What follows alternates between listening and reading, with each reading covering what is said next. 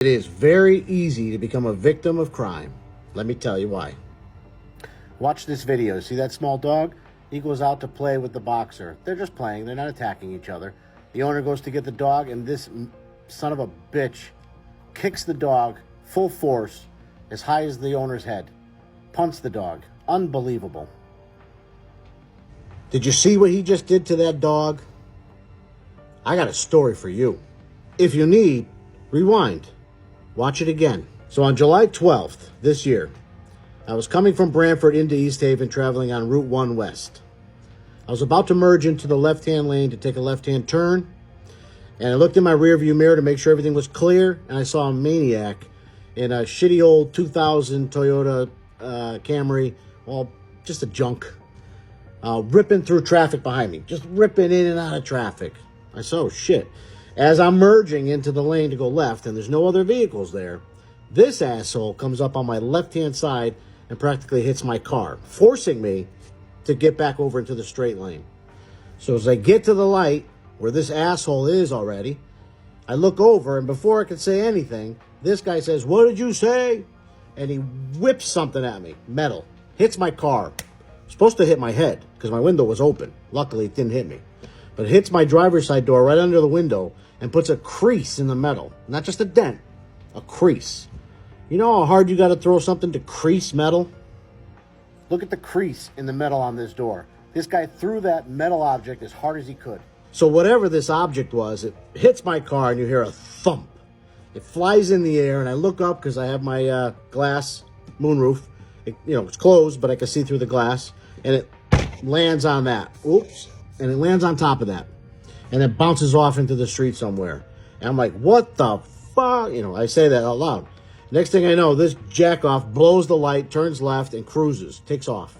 Couldn't get a license plate. It was too quick. I mean, the thing happened in 2 seconds. It was crazy. I don't even know what this guy's problem was. Just out of his freaking mind. So when traffic clears and I finally get through the light, I can see him up on Main Street in East Haven, 3-4 blocks ahead of me, blowing through red lights like it doesn't make a difference. Finally, I see he turns left. I try to make my way up there as quick as I can, but there's traffic. By the time I get up to that light and I take that left, he is nowhere to be found. So at this point, I say, all right, I got to call the PD, East Haven PD, and I got to report what just happened. So I pulled over on the side of the road. I contacted them. I waited for them to arrive. Officer comes out. I show him the damage. I tell him the story. I give him a description of the vehicle and a description of the driver. You think they go looking for him?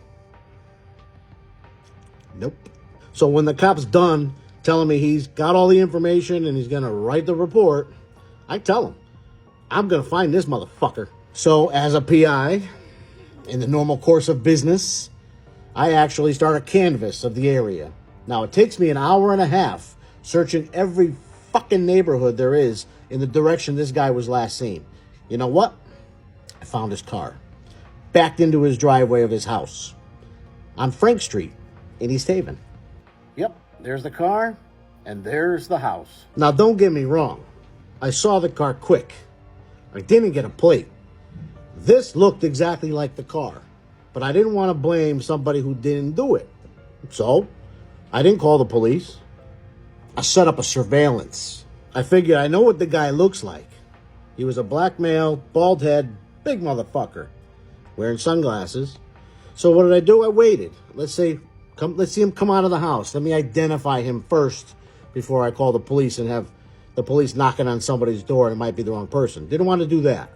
Not that type of person I am. So I waited.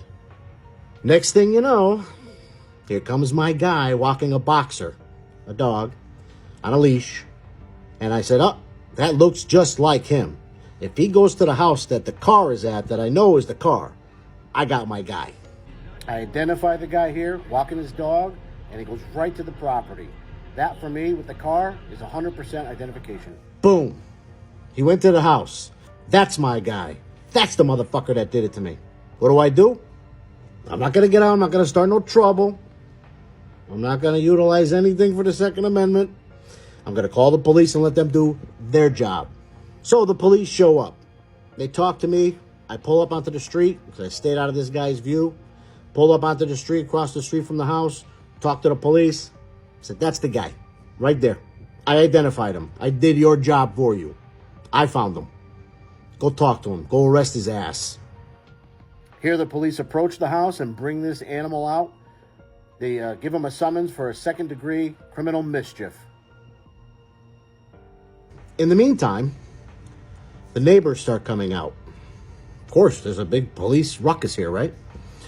I talked to this family that lives across the street. Nice people. He specializes in security camera installations.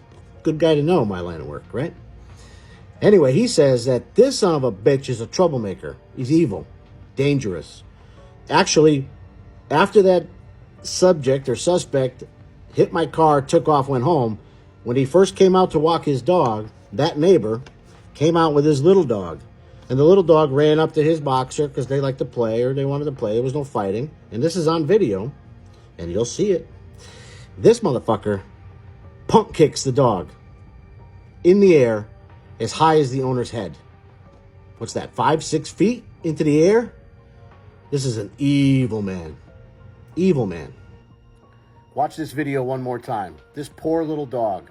I can't believe this animal would do that to a dog. It's unbelievable.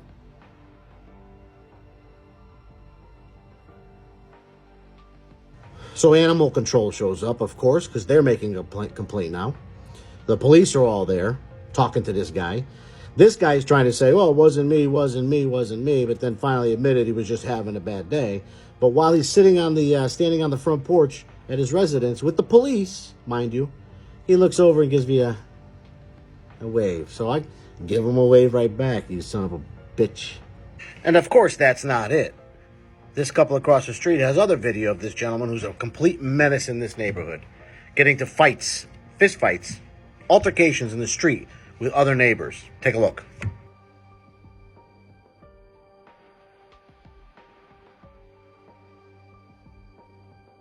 Look at this maniac, grown man, fighting in the streets.